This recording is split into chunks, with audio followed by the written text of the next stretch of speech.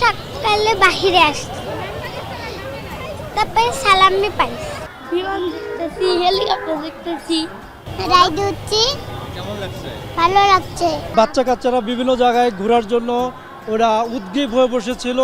পুরা রমজান আমরা অপেক্ষা করেছি যে কোন দিন ঈদের দিন আসবে। তো ওরা আনন্দে আজকে এই বিমান বাহিনী জাদুঘরে এসেছে, ওরা অনেক খুশি হয়েছে।